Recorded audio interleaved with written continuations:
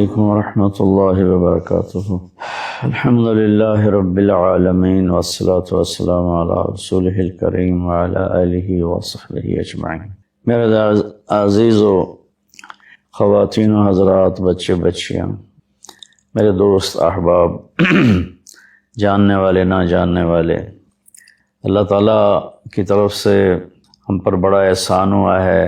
اللہ تعالیٰ نے ہفتے میں 7 دنوں میں ایک دن بابرکت بنایا، وہ جمعہ کا ہے۔ اللہ تعالیٰ نے قوم یہود سے کہا کہ میرے علم میں ایک دن ہے بہت برکت والا، وہ تم ڈھونڈو اور چن لو۔ تو انہوں نے خطا کھائی اور ہفتے کا دن چن لیا۔ ہفتے کو یہودی عبادت کرتے ہیں، کام نہیں کرتے۔ پھر اللہ تعالیٰ نے عیسیٰ علیہ السلام کی قوم سے کہا کہ ایک دن میرے بارگاہ میں بہت بابرکت ہے، دعائیں قبول ہوتی ہیں، اسے تم ڈھونڈو۔ ان پہ چھوڑا تو انہوں نے اتوار چن لیا۔ لیکن جب ہماری باری آئی تو اللہ نے ہمیں نہیں کہا کہ ڈھونڈو۔ اللہ نے اپنے محبوب کی محبت میں جناب رسول اللہ صلی اللہ تعالیٰ علیہ وسلم کی طفیل اللہ تعالیٰ نے ہمیں خود بتا دیا کہ وہ جمعہ کی رات ہے اور جمعہ کا دن ہے۔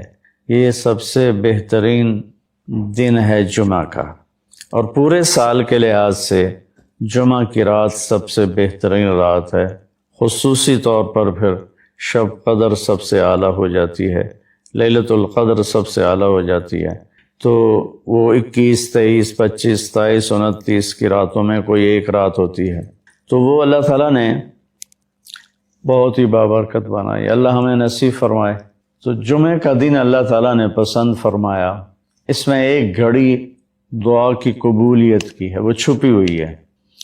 اس گھڑی میں جس خوش نصیب کو ہاتھ اٹھانے کی دولت مل جائے، وہ دعا فوراً قبول ہوتی ہے، وہ سیدھی عرشوں پر جاتی ہے۔ علماء نے اس میں تحقیق کی، ہر ایک نے اپنے اپنے خیال کے مطابق۔ بعضوں کے نزدیک جب امام خطبے کے لیے ممبر پہ آتا ہے تو وہ دعا کی قبولیت کا وقت ہے۔ بعضوں کے نزدیک جب دو خطبوں کے درمیان بیٹھتا ہے تو وہ وقت دعا کی قبولیت کا ہے۔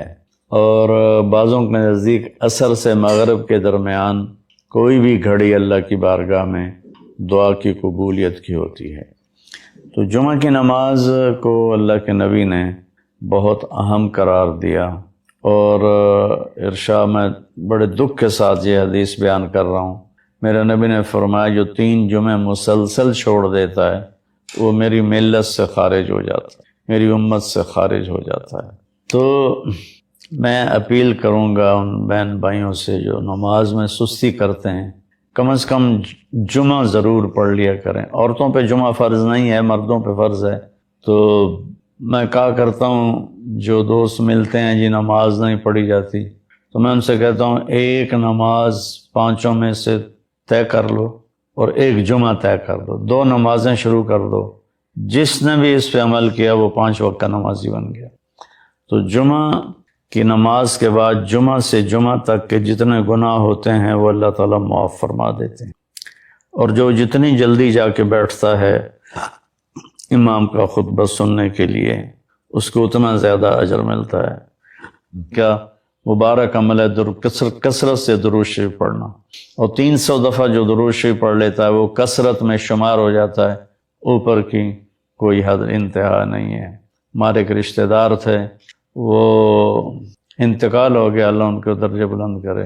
وہ روزانہ ایک دن میں 10,000 دفعہ درود شریف پڑھا کرتے تھے، ہر وقت تسبیح ان کے ہاتھ میں ہوتی تھی، اور روزانہ 10,000 دفعہ درود شریف پڑھا کرتے تھے۔ تو میرے بہن بھائیوں، میرے عزیزوں، اللہ تعالیٰ نے ہمیں ہر نماز کی بڑی اہمیت بتائی ہے، ہر نماز کی، لیکن خاص طور پر جمعے کی بڑی فضیلت ہے، اور جمعہ بھی رمضان المبارک کا ہو تو اور زیادہ وہ باعث برکت ہے، قابل رحمت ہے۔ تو روزے کا بھی اہتمام ہو اور ساری نمازوں کا اہتمام فرمائیں۔ کوئی باجماعت پڑھنے کی کوشش کریں، کوئی جماعت سے رہ جائے تو پھر اس کو چھوڑیں نہیں، اسے ضرور پڑھ لیں۔ کہ نماز کی اللہ تعالیٰ نے جتنی تاکید قرآن میں کی ہے اور کسی کی اتنی تاکید نہیں کی، اور اللہ تعالیٰ نے 10 دفعہ اقیم الصلاۃ اقیم الصلاۃ وآتوا الزکاۃ۔ تو 10-12 دفعہ اللہ نے قرآن میں براہ راست حکم کیا اقیم الصلاۃ وآتوا الزکاۃ۔ اور ادھر اللہ پاک کی رحمت کے دروازے کھلے ہوئے ہیں، اللہ کا عرش پہلے آسمان پر ہے، جنت کے دروازے کھل چکے ہیں، جہنم کے دروازے بند ہو چکے ہیں۔ اور میرے نبی کا فرمان ہے کہ اگر میری امت کو پتہ چل جائے رمضان کیا ہے تو تمنا کریں گے کہ سارا سال ہی رمضان ہو، اتنی اللہ کی رحمت ہوتی۔ اللہ نے فضل فرمایا، صرف 1 مہینے کے لیے ہمیں اللہ تعالیٰ نے اس کا پابند کیا۔ تو میرے بھائی بہنوں، اس مہینے کو قیمتی بناؤ۔ کسی سے ہم لڑے ہوئے ہیں، ہم صلح کر لیں۔ مرنے والے سے پوچھو کہ لڑائی کا کیا نقصان ہوتا ہے، مرنے والے سے پوچھو دنیا کی دوڑ کا کیا نقصان ہوتا ہے، مرنے والے سے پوچھو ماں باپ کی نافرمانی کا کیا انجام ہوتا ہے۔ امام بخاری رحمۃ اللہ علیہ نے ایک واقعہ نقل کیا ہے کہ ایک گاؤں میں ایک نوجوان کو دفن کیا گیا، تو عصر کے بعد اس کی قبر پھٹتی اور وہ قبر سے نکلتا، اور اس کا چہرہ گدھے کا ہوتا تھا، اور وہ 3 دفعہ گدھے کی آواز میں آواز نکالتا تھا، پھر وہ قبر میں گرتا تھا، قبر مل جاتی تھی۔ تو لوگوں نے اس کی ماں سے پوچھا کہ یہ کیا چکر ہے؟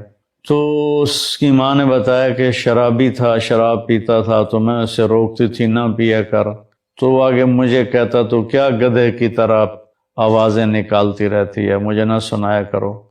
تو اللہ تعالیٰ نے تھوڑا سا اس کا انجام دکھا دیا کہ ماں باپ کو اس طرح تکلیف دینے سے کیا ہوتا ہے۔ تو بھائیو، ایک تو ہم نماز کو زندہ کریں۔ میرے نبی نے کہا جعلت قرۃ عینی فی الصلاۃ، نماز روزے سے بڑا فرض ہے، میری آنکھوں کی ٹھنڈک نماز میں ہے۔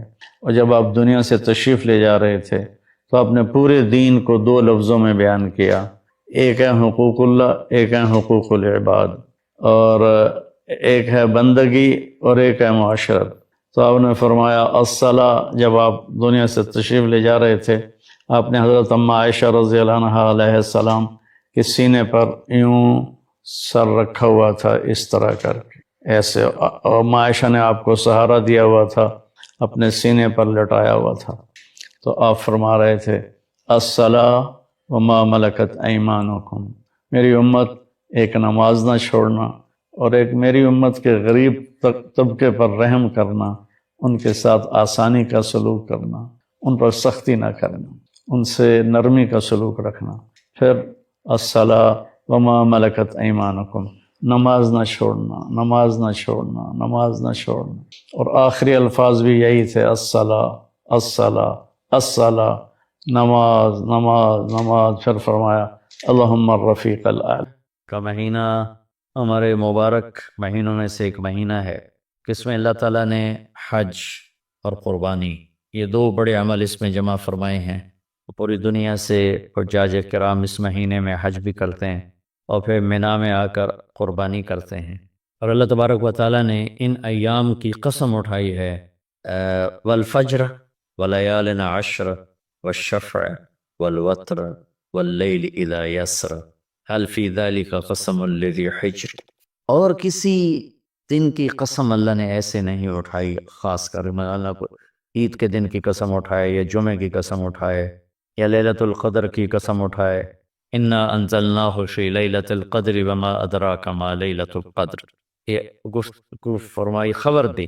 لیکن والفجر، مجھے قسم ہے فجر کی، اس سے مراد 10 تاریخ کی صبح، جو 9 کا دن گزار کے حج کا دن ہوتا ہے، اور وہ گزار کے جب 10 کی صبح یعنی قربانی کی جو صبح ہے، اللہ نے والفجر اس کی قسم اٹھائی۔ پھر ولیال عشر، 1 سے 10 ذوالحج کی جو راتیں ہیں ان کی قسم اٹھائی۔ والشفع، یہ 10 کے دن کی قسم اٹھائی۔ والوتر، اور یہ اللہ تعالیٰ نے 9 تاریخ کی قسم اٹھائی۔ واللیل اذا یسر، اور یہ 9 اور 10 کی درمیانی رات کی اللہ تعالیٰ نے قسم اٹھائی۔ یہ کسی بھی ٹائم کی، دن کی، مہینے کی، سال کی، اس طرح اللہ تعالیٰ نے خوبصورت انداز میں قسم نہیں اٹھائی جیسی اللہ تبارک و تعالیٰ نے یہ ان 10 دن راتیں، 9 کا دن، 10 کا دن، 10 کی رات، 10 کی صبح ہو۔ اور اللہ کے نبی کا فرمان ہے کہ ان 10 دنوں میں اللہ تعالیٰ کو جتنی عبادت پسند ہے وہ اور کسی دن میں بھی پسند نہیں، اور اس میں کوئی شک نہیں ان 10 دنوں میں سب سے بڑی عبادت وہ حج ہے، جس کو اللہ تعالیٰ نصیب فرمائے اور جس کے مقدر میں فرمائے۔ حج ان 10 دنوں کی سب سے بڑی عبادت ہے۔ عرفات کی ایک دن کی حاضری وہ 10 لاکھ دن کی حاضری یا 1 لاکھ دن کی عبادت کے برابر ہوتی ہے، اور عرفات کے دن کی حاضری میں اللہ تعالیٰ کا ارشاد ہوتا ہے، میرے بندو آج اتنے گناہ لے کر آؤ، جتنے بارش کے قطرے، جتنے درختوں کے پتے، جتنے ریت کے ذرے، جتنے گردش ایام میں جب سے ٹائم شروع ہوا ہے اس میں بننے والے دن اور رات، اور یہاں کے توبہ کرو میں سب معاف کروں گا۔ اور عرفات کے دن جتنا شیطان ذلیل ہوتا ہے اتنا کسی دن بھی ذلیل نہیں ہوتا، اور میرے محبوب صلی اللہ علیہ وسلم نے یہ دن حج کا، عرفہ کا، زور اثر کٹھی پڑھ کے پھر سارا دن شام تک کوئی 5-6 گھنٹے مسلسل دعا مانگی، اور آپ نے فرمایا اس وقت میرا اللہ میرے صحابہ پہ فخر فرما رہا ہے، اور قربان جاؤں خطاب کے بیٹے پر، فرمایا اور عمر بن خطاب پہ اس وقت میرا اللہ خاص طور پہ خوش ہو رہا ہے، اور خاص طور پہ عمر بن خطاب پہ اللہ تعالیٰ فخر فرما رہا ہے۔ تو ان 10 دنوں میں جسے اللہ حج میسر فرما دے تو اس سے بڑی عبادت کوئی نہیں۔ حج میسر نہیں ہے تو پھر ان 10 دنوں میں نومی کا روزہ رکھنا، ان 10 دنوں میں روزے رکھنا، اس میں نوافل کی کثرت، صدقے کی کثرت، پھر قربانی، یہ سارے اعمال ان 10 دنوں میں انتہائی محبوب ہیں۔ جنہیں اللہ سعادت دے دے حج کی، بار بار جائیں، تابعوا بین الحج والعمرہ، حج عمرہ آگے پیچھے کرو، آگے پیچھے کرو۔ ایک بہت بڑا طبقہ ہے جو یہ کہتا ہے کہ ایک دفعہ فرض ہے اس کے بعد کوئی ضروری نہیں۔ میں کب کہتا ہوں کہ ضروری ہے؟ ضروری نہیں ہے، لیکن ضروری کا مطلب فرض نہیں ہے، لیکن اللہ اس کے رسول کو پسند ہے کہ اس کے گھر بار بار آیا جائے، بار بار حاضری دی جائے۔ اللہ کے نبی کو تو آخر عمر میں جا کے موقع ملا، اس کے بعد آپ دنیا سے تشریف لے گئے۔ اگر آپ اس کے بعد زندہ رہتے تو یقیناً آپ ضرور حج کرتے، چونکہ آپ نے جتنے سال مکہ میں گزارے آپ نے ہر سال حج کی، نبوت کے اعلان سے پہلے بھی اور نبوت کے اعلان کے بعد بھی آپ نے مسلسل حج کی، اور 4 عمرے آپ نے فرمائے زندگی میں، اکبر میں 4 عمر۔ ایک عمرہ مدینہ سے خاص طور پر تشریف لائے، جس کو ہم صلح حدیبیہ کہتے ہیں، وہ ہو نہیں سکا لیکن آپ نے وہیں عمرے کا کام پورا کیا، سر مڑائے، احرام کھولے، پھر اگلے سال آپ اس کی قضاء کے لیے تشریف لائے۔ پھر ایک عمرہ آپ نے فتح مکہ کے بعد جعرانہ سے احرام باندھ کے تشریف لائے اور عمرہ کیا، اور ایک عمرہ آپ نے اپنے حج کے ساتھ کیا۔ صدیقی دور میں پہلا سال جنگوں میں گزر گیا، دوسرے سال صدیق اکبر اپنے پورے ساتھیوں کے ساتھ حج کے تشریف لائے۔ فاروقی دور میں عمر بن خطاب رضی اللہ تعالیٰ عنہ 10 سال حکومت کی، 10 سال حج کیا، ہر سال حج پہ تشریف لائے۔ عثمان رضی اللہ تعالیٰ عنہ نے اپنی خلافت کے دور میں جب تک امن رہا ہر سال حج کرتے رہے، جب فساد شروع ہوا تو آپ رکے، اس میں شہید ہو گئے۔ علی رضی اللہ تعالیٰ عنہ کو موقع نہیں ملا، جنگوں میں زندگی گزر گئی، اور اسی میں آپ اللہ پاک کی بارگاہ میں پہنچ گئے۔ تو لیکن باقی 3 ساتھیوں کی خلافت کے دور میں آپ نے بکثرت حج اور عمرے کیے۔ تو دین کے کسی عمل کو یوں کہہ کر ہلکا نہیں بنانا چاہیے کہ اس کی کیا ضرورت ہے، اتنا پیسہ خرچ کرتے ہیں، اس کی کیا ضرورت ہے، کسی غریب کو دے دیا جائے۔ یہ اس طرح تخاول نہیں کرنا چاہیے کہ اللہ کے گھر کی حاضری کو اتنا ہلکا نہیں سمجھنا چاہیے۔ میرا اللہ بلائے تو بار بار جانا چاہیے، اور جس کو اللہ توفیق دے عمرے پہ جائے، حج پہ جائے۔ ہاں، غریبوں پر بھی خرچ کرے، اپنے رشتہ داروں پر خرچ کرے، ضرورت مندوں پر خرچ کرے، لیکن اللہ کے فضل سے امید ہے جو اس طرح اللہ کے گھر جانے پر خرچ کرتے ہیں تو اپنے اللہ کے فضل سے غریبوں پر بھی خرچ کرتے ہیں۔ اس کو آپس میں یوں اس کا مقابلہ نہیں کرنا چاہیے، چیز اللہ کو پسند نہیں ہے۔ شہنشاہ کے، دنیا کے سب سے بڑے بادشاہ کے دربار میں حاضری کو ہم اتنا ہلکا نہ سمجھیں، بہت بڑی سعادت ہے۔ حضرت امام حسن کی سنا دیتا ہوں۔ امام حسن رضی اللہ تعالی عنہ نے 20 حج پیدل کیے، مدینہ سے پیدل تشریف لاتے تھے اور حج فرماتے تھے۔ 20 حج، یہ تو اہل بیت کے جگر گوشہ رسول ہیں اور جگر اہل بیت ہیں، تو 20 حج فرمائے آپ نے، پیدل فرمائے، مدینہ سے تشریف لائے مکہ پیدل۔ ایسے ہی امام حسین رضی اللہ عنہ نے کئی حج پیدل مجھے ان کا عدد یاد نہیں، امام حسن کا مجھے یاد ہے 20 حج پیدل کے، اور اللہ کے نیک بندوں نے برس ہا برس اللہ کی بارگاہ میں پیدل حاضریاں دی ہیں۔ تو ان 10 دنوں میں عبادت کا ذوق بڑھنا چاہیے، نوافل بڑھائے جائیں، ذکر بڑھائے جائے، تلاوت بڑھائی جائے، ہمت ہو تو روزے رکھے جائیں، خاص طور پہ 9 تاریخ کا روزہ پچھلے سال کے سارے گناہ معاف ہو جاتے ہیں، یہ ایک دن کا جو روزہ ہے۔ پھر اس کا دوسرا جو بڑا عمل ہے وہ قربانی ہے، اور یہ قربانی آدم علیہ السلام سے چلی آ رہی، وَاتْلُ عَلَيْهِمْ نَبَأَ ابْنَيْ آدَمَ بِالْحَقِّ إِذْ قَرَّبَا قُرْبَانًا فَتُقُبِّلَ مِنْ أَحَدِهِمَا وَلَمْ يُتَقَبَّلْ مِنَ الْآخَرِ۔ اس قربانی کی بنیاد تو آدم علیہ السلام سے بڑی ہے، لیکن ہمیں جو حکم ملا ہے وہ سنت ابیکم ابراہیم، وہ ابراہیم علیہ السلام کی سنت ہے قربانی۔ یہ بہت خوبصورت قصہ ہے اور بہت عجیب و غریب قصہ ہے کہ اللہ پر سب کچھ لگا دینا۔ ایک شخص کو اولاد کے لیے دعا مانگتے مانگتے مانگتے کچھ 60 برس گزر گئے، 65 برس گزر گئے، رب حب لی من الصالحین، یا اللہ مجھے نیک اولاد دے دے، نیک اولاد دے دے۔ نیک اولاد میری 84 سال کی عمر، اللہ نے 84 سال کی عمر میں بیٹا دی۔ بڑھاپے کی اولاد تو دل پکڑ لیتے، اور ابھی چند دن نہیں گزرے تھے کہ اللہ نے کہا جاؤ اسے چھوڑ کے آؤ۔ یہ کہاں چھوڑ کے آؤں؟ کہا جبریل آئے گا تمہیں راستہ بتائے گا۔ تو جبریل انسانی شکل میں آئے، وہ براق کی طرح نہیں یہ سفر ہوا کہ ایک دم میں پہنچا دیا، بلکہ جبریل انسانی شکل میں آئے، اونٹنی پر سوار ہو کر ابراہیم علیہ السلام دوسری اونٹنی پر، بچہ بچی، بچہ اور بیگم، اور ان کو فلسطین سے چلایا، اور چلاتے چلاتے چلاتے چلاتے جب مکے کے کالے پہاڑ آ گئے جہاں کچھ بھی نہیں ہے، نہ پانی نہ سایہ، کہ یہاں چھوڑ دو۔ بیت اللہ ٹیلا تھا اس وقت، یہاں چھوڑ دو۔